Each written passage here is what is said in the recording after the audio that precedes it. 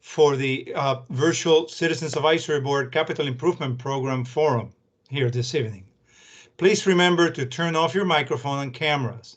Although we're using this virtual format to discuss the county's capital budget priorities, we want to acknowledge the elected officials from both the state and county level that may be participating in this discussion. For example, we have some folks from the Maryland General Assembly and the Montgomery County Council. We will be going next on the agenda to a brief presentation by our regional Silver Spring Citizens Advisory Board Chair, Lizette House. The county's Office of Management and Budget will follow up with a presentation on the fiscal climate. You will then hear some remarks from County Executive Marc Elrich. The forum will conclude with your ability to express your views on the county's capital budget and capital improvement programs priorities. There are 5 breakout rooms for smaller discussions on some general topics: transportation, education, recreation, parks and libraries, environment, health and human services. Okay, so you'll be able to choose between those. These smaller discussion groups help us obtain a regional snapshot of important issues. We encourage you to visit and participate in as many of the breakout sessions as possible. You can visit each breakout session by returning to the main web page that is www.montgomerycountymd.gov/OMB. Remember, scroll down a little bit and then selecting the link for the breakout room of your preference. If there's time before we move to the breakout rooms, we will take some general questions. Otherwise, questions on detailed topics in the breakout rooms are generally best addressed there, since we'll have county departments and agency representatives available to answer those questions. Questions will be handled there by raising hands in the Teams software that we're working with here.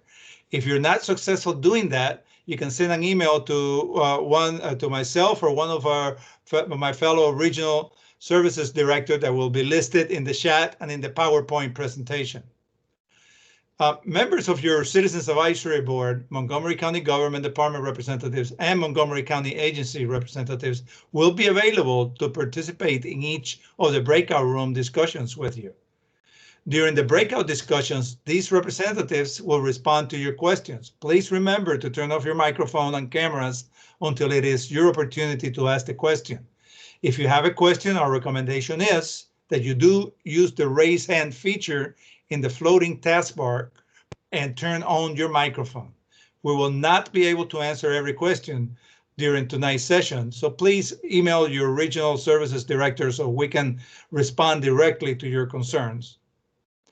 At a later date, each Citizens Advisory Board will provide the county executives with a comprehensive summary of your concerns for consideration of the capital budget and capital improvement program.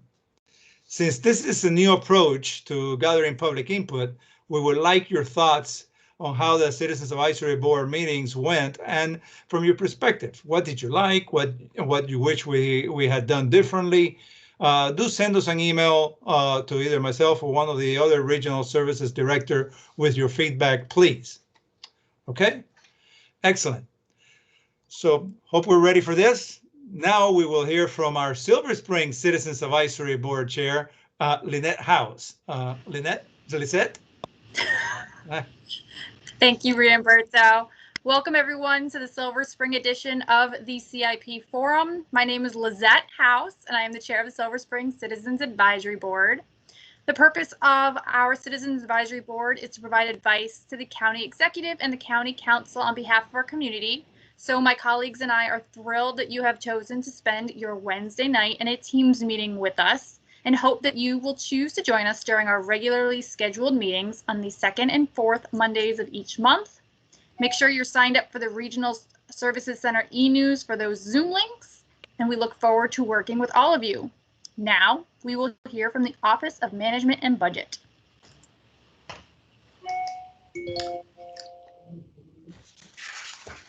Thank you. My name is Brady Goldsmith. I'm an analyst with the Office of Management and Budget.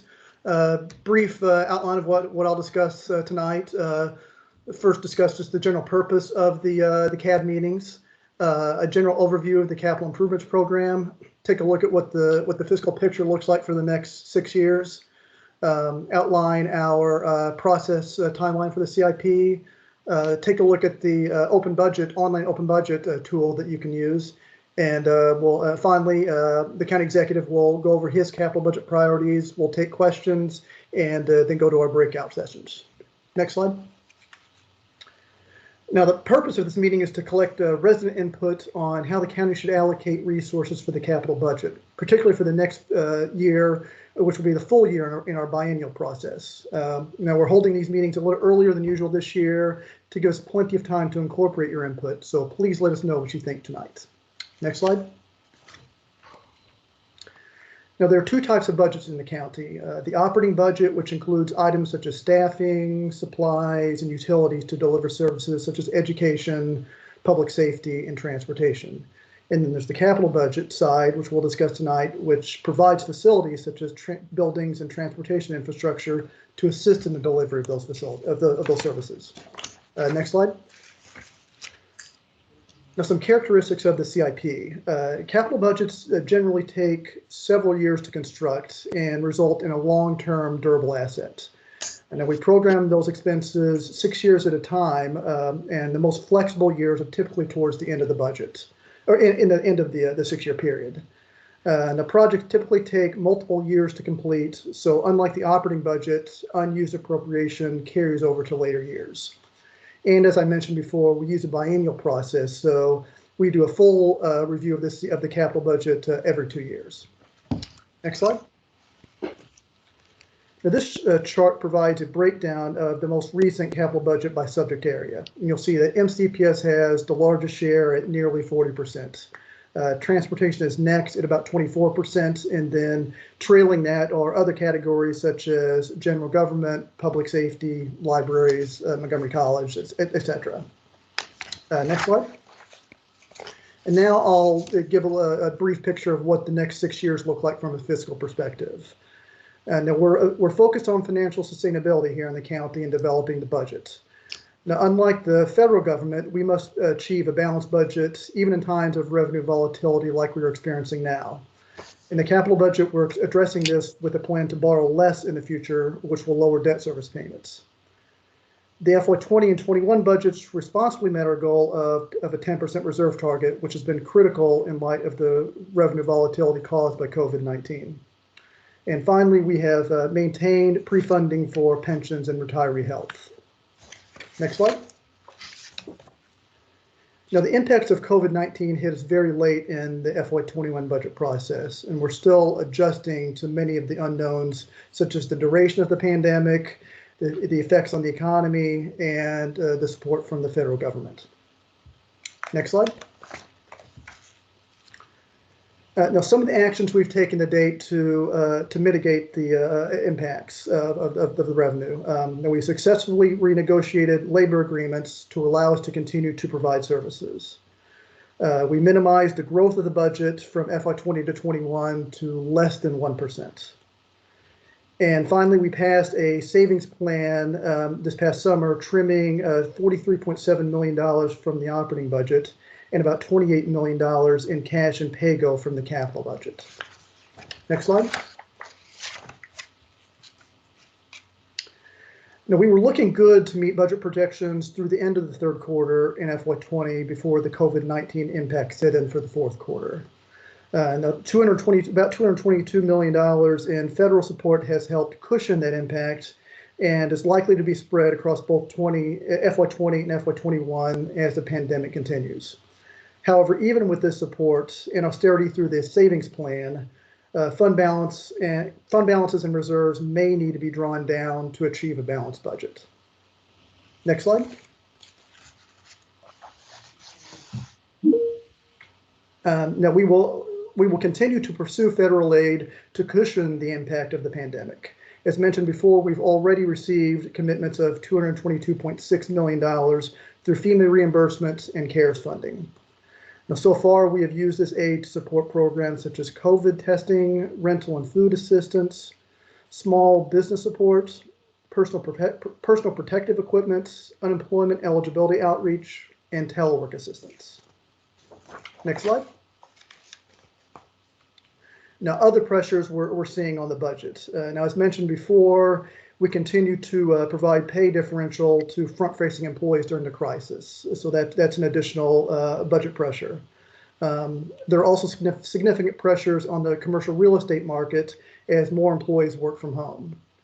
And finally, there's uncertainty as to how long the pandemic will continue. Next slide. Now, this pie chart gives you a snapshot of the nearly $6 billion in revenue sources to the operating budget. Now, the operating budget ultimately funds the capital budget, so any volatility is important to note in that context. And you'll see that the largest share of revenue we receive are from income taxes and property taxes, which make up over half of receipts. Next slide.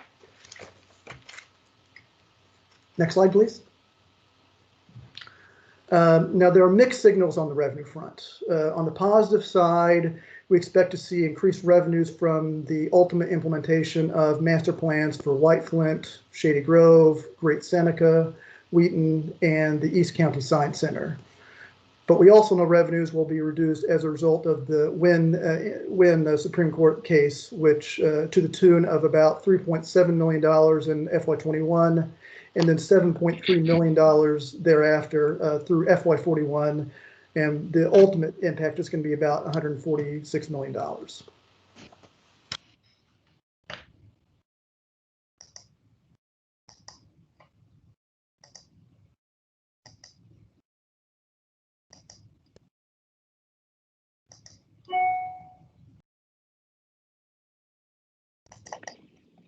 Brady, you've gone mute. Sorry, have I been on mute? How long have I been on mute? Since this slide went up. Okay, good. So other mixed signals we're seeing, property tax assessments have increased 2.3% in FY20, but home sales have decreased. We also expect to see less revenue from the energy tax, and the county's unemployment rate has more than doubled compared to last summer due to COVID. Next slide. More details on the revenue outlook. Our July revenue update projected $190 million reduction of revenues and over $1 billion over the next 6 years. This will have long-term financial consequences due to the charter limit, which the county executive will go further into detail in a few minutes. We also expect revenues will remain below the FY20 level in FY21 and FY22, and we don't recover until FY23. However, the state of Maryland did recently report that they would end FY20 with a surplus. Next slide. On the positive side, the recent August income tax distribution was above the revised estimates. However, we are uncertain when or if additional federal assistance is coming. This aid has been critical in mitigating budget issues to this point.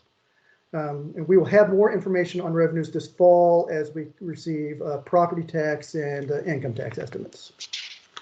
Next slide. Our flexibility in meeting budget challenges is somewhat limited, and that's because a large portion of the general fund expenditures are mandatory. This includes education spending related to MCPS in the college, subject to the maintenance of effort requirement. And then we also have requirements to fund the Revenue Stabilization Fund and debt service. And this accounts for well over 60% or well over 64% of general fund revenues. The FY21 budget held the line on current level of services and assumes revenues as of March 2020, which was just as the pandemic began. Next slide. And we are also seeing volatility with revenue from sources such as fees, bus fares, licenses, permits, and fines. For example, we haven't been collecting bus fares for safety reasons related to COVID. And so ultimately a 25% decline in these revenue sources would be around $36 million. Next slide. Now this pie chart, it gives us a picture of our limited flexibility in addressing budget shortfalls. The only piece that is really discretionary is in the upper left portion there, the $988 million, which represents about 28% of the budget. The rest of the budget, as you can see, is largely set with schools, debt service, retiree health, and pensions that we really cannot easily adjust.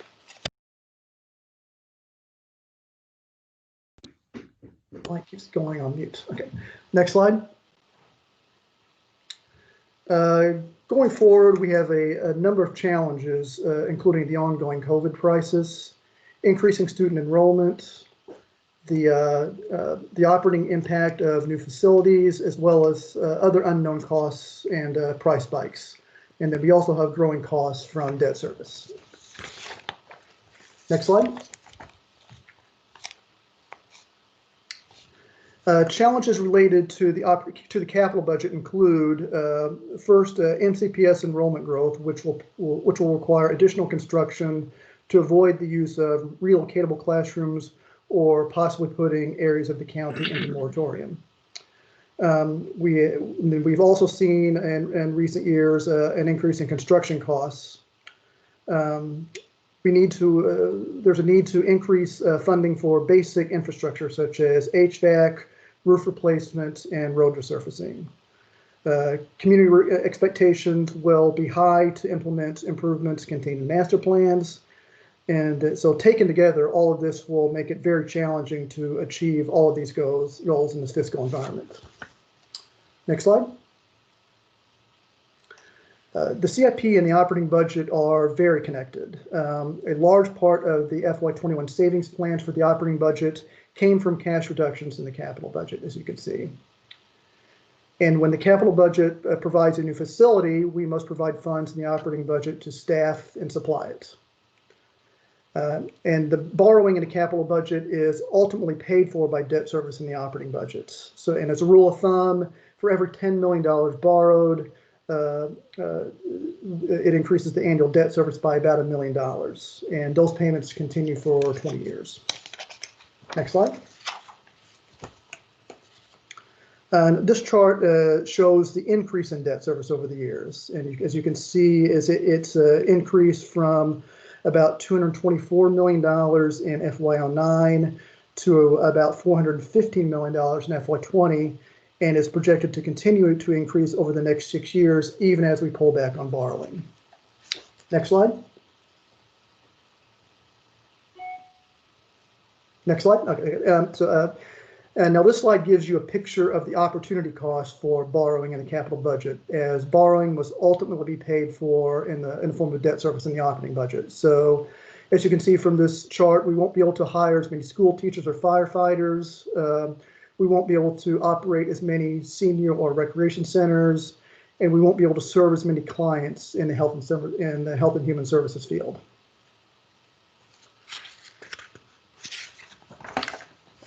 Next slide.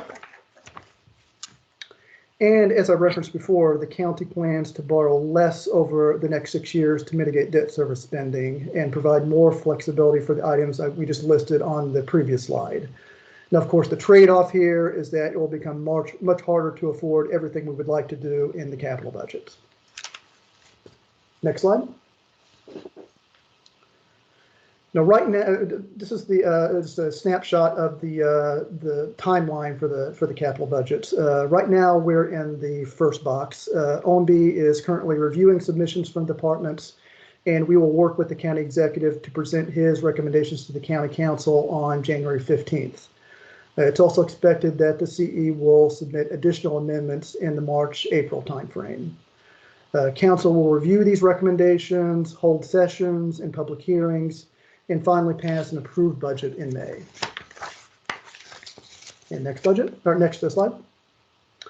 And finally, I encourage you all to visit the Open Budget website for information on the county's capital program, including maps and funding schedules. And the web address is montgomerycountymd.gov/open-budgets.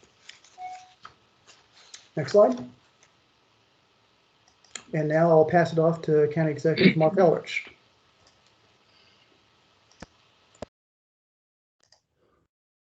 So I'm guessing everybody can hear me? Somebody nod their head yes. Yes, yes, we can hear you. Okay. I do this numerous times, and half the time it's still muted out for some reason.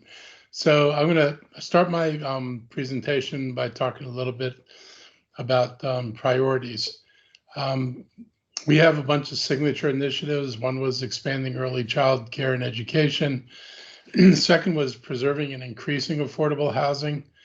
Third was fighting climate change. The fourth was building a bus rapid transit network, which interestingly enough relates to fighting climate change above it, and the bullet below it, which is improving economic and community development. And the last one was our work to reimagine public safety.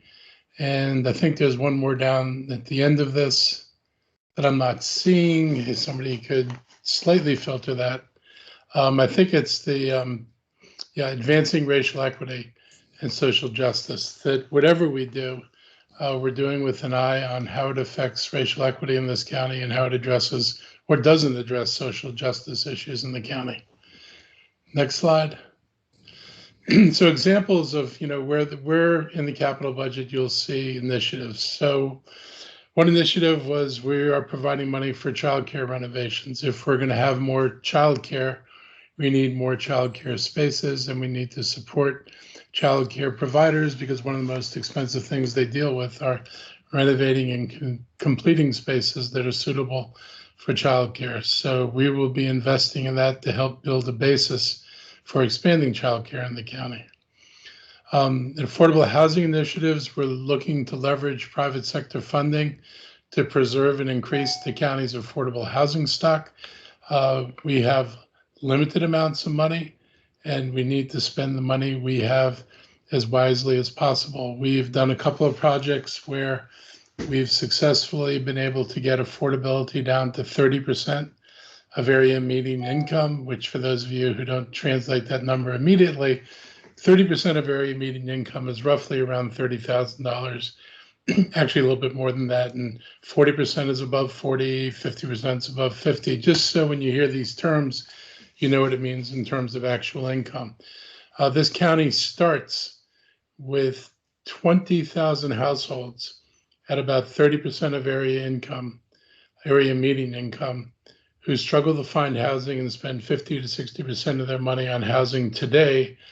And of the 40,000 residents or households projected to come here over the next 10 years, fully 75% of them are at MPDU prices, which is 60 to 70% of median income, down to 30% of median income. So we've got a large, not well-housed population that is below area median income at 30%, and 30% of that income, and we've got an expectation that 3/4 of the residents coming here over the next 10 years will need housing that's priced below the area median income, what the area median income could afford. We are looking at electrifying, this gets to the environment, electrifying and increasing efficiency of new and existing buildings.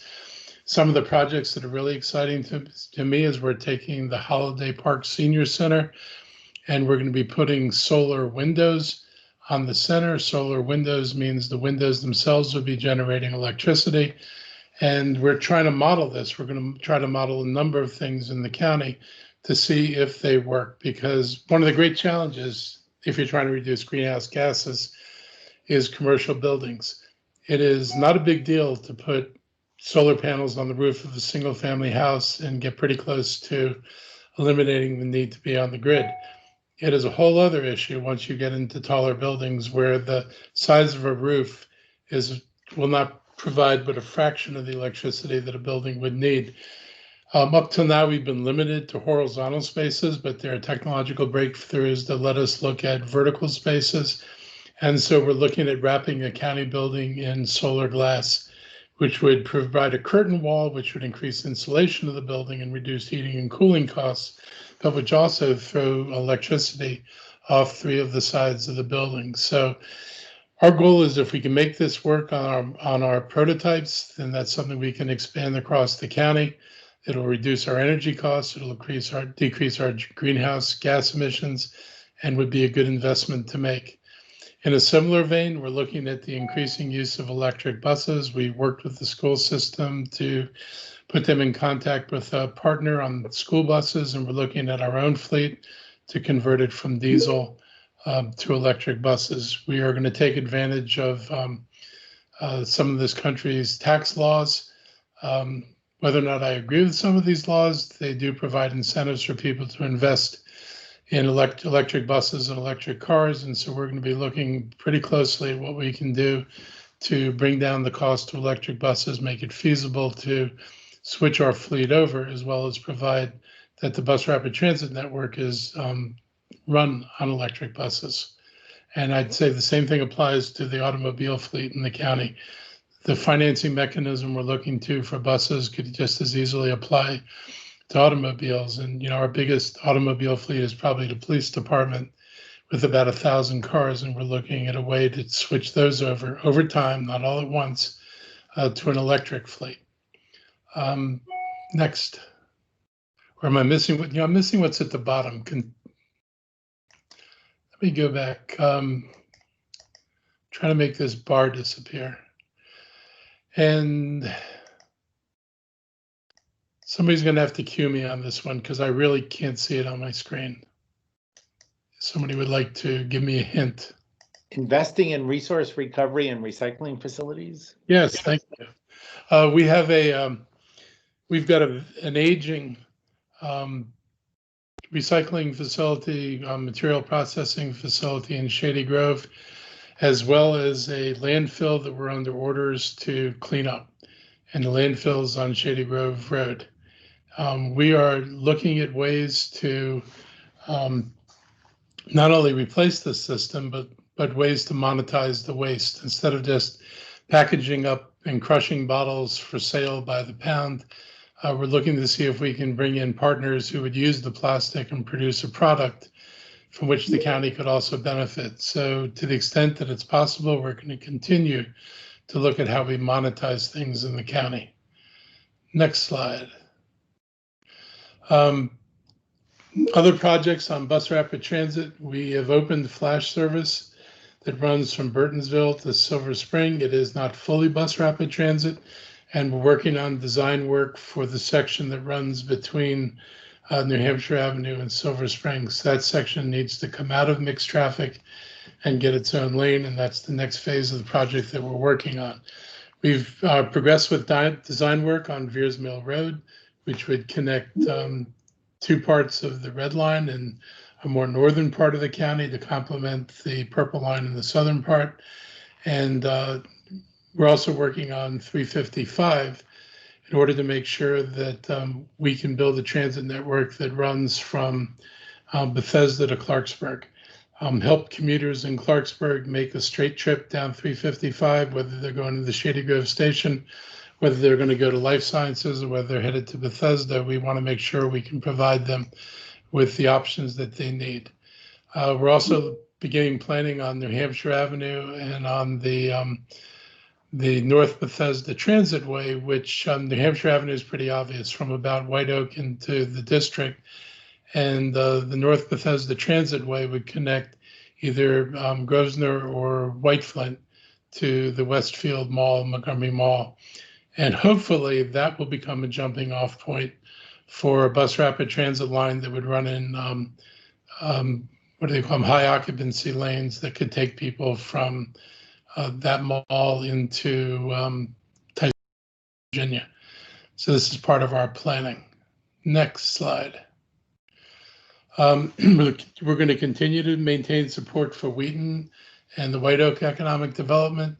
But you know, one of our big plays right now is we have just signed an agreement with WMATA for the joint development of White Flint. And our goal in White Flint is to make it a center of artificial intelligence and biotechnology. So we're going to build on our strength in the life sciences. We are the number 3 or 4 life sciences region, depending who you talk to, but we're number 1 in vaccines. That doesn't depend who you talk to so much. And we want to capitalize on these assets, as well as make White Flint the signature project that brings together the life sciences and artificial intelligence and computing For those of you who get geeky at times, what we find increasingly in the life sciences is that there's a marriage between electrons and wet labs, that a lot of work is now being done computationally with computers, and that is speeding up the discovery of new drugs and new products in the life sciences realm. It helps them with their wet lab work, and it's a symbiotic relationship. It is where the future is going, and that future is going to be in Montgomery County. Our goal is to make us the center of this work, and I fully believe this is something we can attain. We've replaced the leased fire station and police station to better meet public safety needs, and by building our own stations, we reduce our long-term costs, and we're not paying rent, and the long-term costs will be lower. And we continue to explore collaborations for facilities that provide mental health and substance abuse. One of the big issues that we deal with in this county is the extent to which the police have become the go-to group for responding to mental health crises, to responding to substance abuse, to responding to homelessness. It puts them in a really difficult position, and it doesn't really solve anything. What they can do is arrest people, and arresting people who have mental health issues is pretty much proven not to be terribly effective. Arresting homeless people, they're gonna, they might spend the night in jail, then they're gonna be back homeless the next day.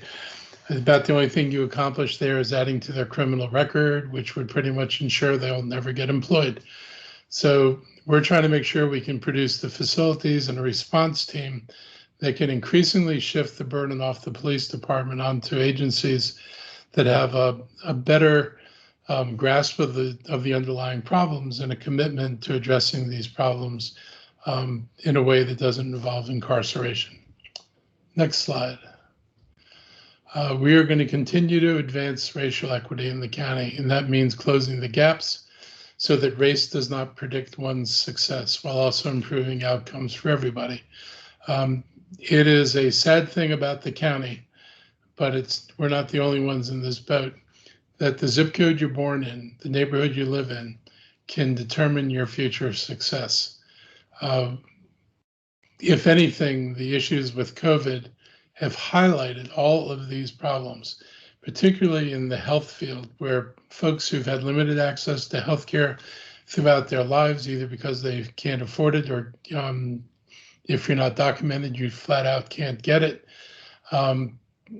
This lack of access to healthcare has severely affected people, and the concentration of poverty in these minority groups also means that while we're trying to do learning from home and telelearning or even teleworking, many of these families don't have the computer bandwidth or the computers to make sure their kids are taking advantage of online learning.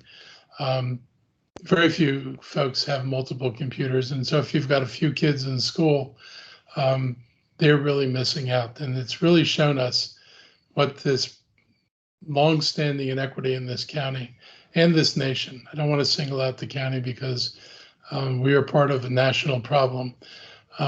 These problems persist, and they continue to disproportionately impact our minority communities.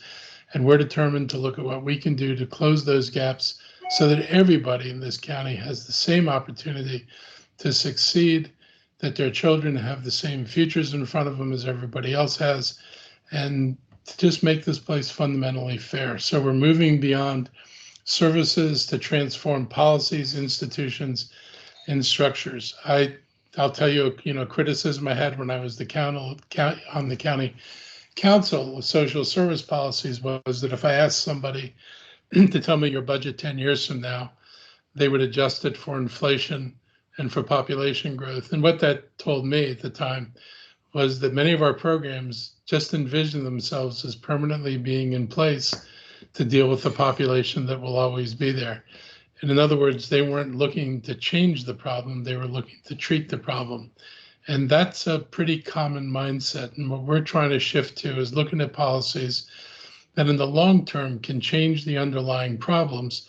So in the future, we're not treating these problems, because otherwise we're condemned to forever treating a problem and never really solving it. And I'm trying to drive a more focused effort around solving problems so that we can gradually move out of the treatment sphere and focus our resources here. Next slide. Yes, the charter limit.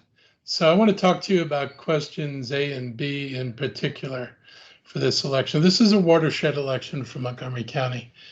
And if A doesn't pass and either B passes or A and B pass, which is possible because a vote for one doesn't mean it's there that it's a vote against the other. These two things could pass together. Either question B alone or a combination of leaving things the way we are will really put the county in a spiral that it's going to be very difficult to escape from. Many of you who paid attention to the campaign might remember that when I was going out campaigning, I kept telling people, I don't have very many promises because there is no money in the county budget. And what I said then has proven to be true. Our tax structure is absolutely paralyzing. Every other jurisdiction around us, as their property base grows, they're able to grow their taxes. They make decisions about the tax rate. So if there were huge increases in tax assessments, the counties would have the ability to moderate the rate in order to moderate the impact. But at the same time, they could realize the benefits from additional growth. Montgomery County has the worst tax system, and it will wreck the county. And I'm not going to mince words about this. Our system was created 30 years ago when a well-meaning council passed a charter amendment that was meant to head off, no surprise, a FICR amendment. And so the charter amendment that was passed limited the county's growth in revenues to the previous year's property tax times inflation. And then there was a sentence that said new construction and rezonings due to master plans were exempt from this limit, so that if you rezoned the place or somebody built a new building, those tax revenues could come on top of last year's number time inflation because it represented new property, new up valuations of property because of investments we've made. And so it would have given us a cushion for growth.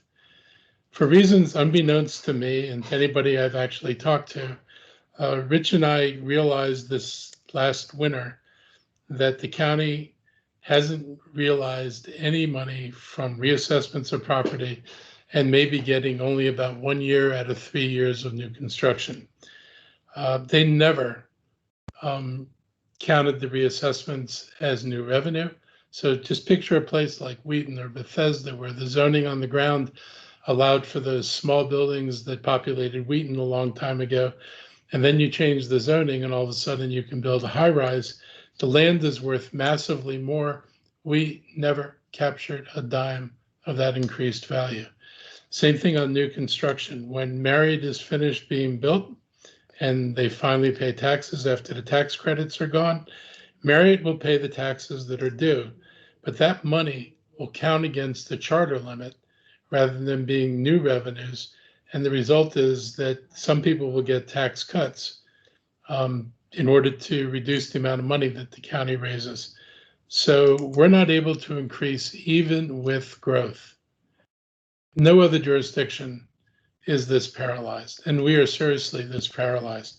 The charter allows right now 9 votes on the council to increase the revenues. The Amendment B, we keep everything that's bad about the current charter in place and then change the 9-vote permission to raise revenues to an absolute prohibition on raising revenues. So every year we'd be limited to last year's property tax collections times inflation. So let me give you the nightmare scenario because it will be arriving in December. If enough properties have been reassessed so that because of vacancies, because of COVID, that their property is worth less, the amount of revenue that we are going to generate is going to be less. That becomes the baseline, less revenue. Now we're expecting inflation of between maybe 0 and maybe 0.5%. So the adjustment to next year's revenues would be the 0 or 0.5%. And that would be it. That's it. So you've got rising needs. We've got massive school overcrowding. We've got major problems with facilities. Our backlog on school construction is $750 million, and our backlog on school maintenance and repairs is also $750 million. We can't even envision how to tackle that right now. And if things get worse by passing B or by not passing A and killing question B, then that situation is only going to get worse. You cannot compete with places like Northern Virginia and the District of Columbia if you have no money to build infrastructure. So for example, in Tyson's Corner, I'll say in Fairfax County, I'll start there. There is a base tax of $1.15 on everybody, which is about 16 cents higher than where we are. Then on every square inch of commercial property in Fairfax County, they pay an additional 12.5 cents. And the other Northern Virginia counties have a variation of that. So the base tax rate for commercial property in Northern Virginia is $1.27. No wonder that Northern Virginia can contemplate projects like the Silver Line, and no wonder that Montgomery County can't even figure out how to do a bus rapid transit line down Route 29, let alone a network of transit options. In addition, Virginia uses special taxing districts. So they've got them on Tyson's Corner, they have them in Potomac Yards. It's a routine tool that Northern Virginia counties use, and it's generally a tax on commercial property to pay for infrastructure. So if you're in Fairfax County, in Tyson's Corner, and you're doing a development, your tax rate is $1.65 with all the special taxing district taxes, plus the transportation tax, plus the base tax, which is higher than ours. And then here's another wrinkle. When I say this to people, developers will say, well, you know, you've got this energy tax and they don't have that in Virginia. And I say, yeah, you're right. We have that, they don't. But here's what Fairfax County has: a 3% gross receipts tax on every business in Fairfax County. So they raise almost as much from the private sector in a gross receipts tax as we raise from our energy tax, which includes every federal building, every church, every hospital, every school, every government building, every home, and every business. So our competition, if you want to look at it that way, if you think about why they're able to attract jobs, they're able to raise the money to make the investments to make their communities more desirable. We face a prospect where we're going to have less and less money to address needs that continue to grow in this community. And if you want to see a real example of the difference of how all this plays out, you can look next door at the District of Columbia, where the residential property tax rate is 85 cents and the maximum commercial property tax rate is $1.85. It has a profound effect on the residential tax rate, as well as making sure that the District of Columbia can build the infrastructure that they need. So I am imploring you, please vote for question A, but remember that your job's not done. If you only vote for A and ignore B, and then B passes, then neither of these passes. A can pass and B can pass, and if they both pass, then we're stuck with the system we have today. So please, this is your county. We're trying to build a brighter future. We've got plans. We can see the things we need to do, and we know what we need to do, but we really need the residents of the county to step up and liberate us from a broken system. And I'll stop on that.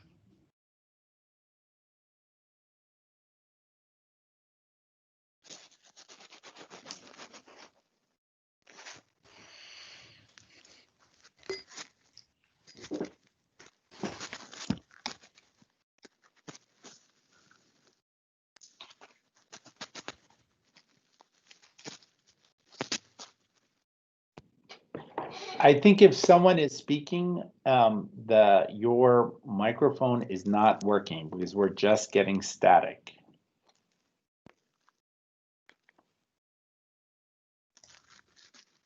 So Brady, Mary, I don't know if one of you is supposed to step in now.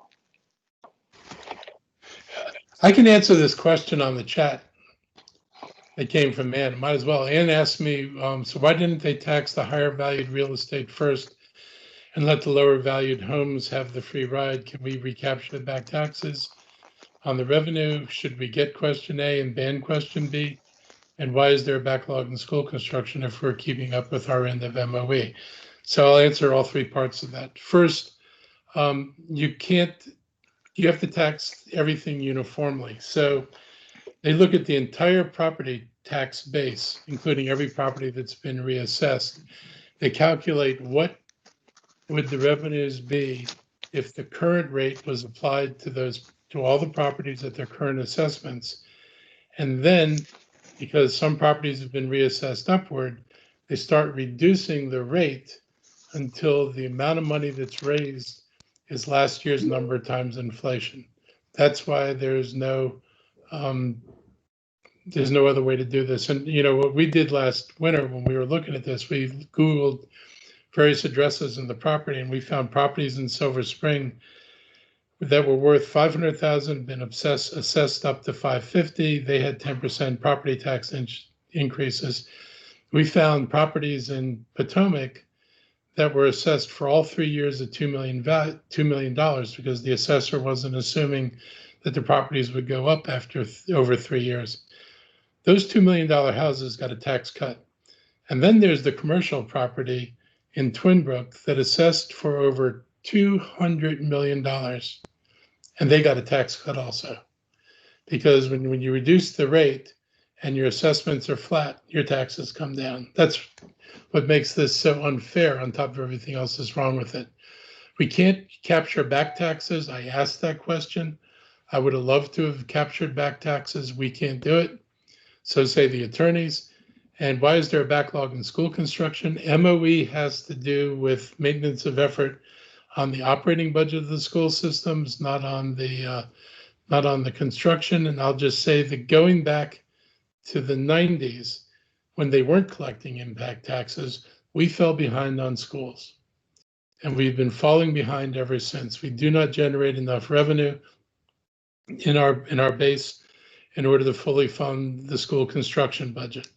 On top of that, because we had borrowed a lot of money, and we borrowed because borrowing was cheap, and Ike was trying to catch up on school construction, which I don't fault him for. But you know, it also brings up your debt and it increases your debt payments. When we did that, we were not able to bond enough to fully realize it. And then the council and the executive, when I was on the council, made a decision to reduce the amount of borrowing we can do for the capital budget by about 10 million a year. So not only do we have growing needs, but we're borrowing 10 million a year. And then the council gave a tax credit to developers if they did 30% of affordable, and I mean MPDUs, I don't mean deeply affordable housing, which costs the county an additional $10 million a year in impact tax revenues that would have gone to construction. So we have lowered our revenues and the amount of money that we're, not just what we raise, but what we're willing to spend at a time when we've got increasing need. And it's, like I said, this has been with us now for over 20 years and it's not gotten better. And I think that's the question. All right. Well, thank you, County Executive. I think we have the commitment to go to breakout rooms at this time. And so we have those, they're showing up on the screen: transportation, education, recreation, parks and libraries, environment, health and human services. So we ask folks to please select your breakout room, and you'll see the direct link. If you just back up on the chat, just a tad, you'll see the direct links there. So I understand now we're in the process of going to breakout rooms.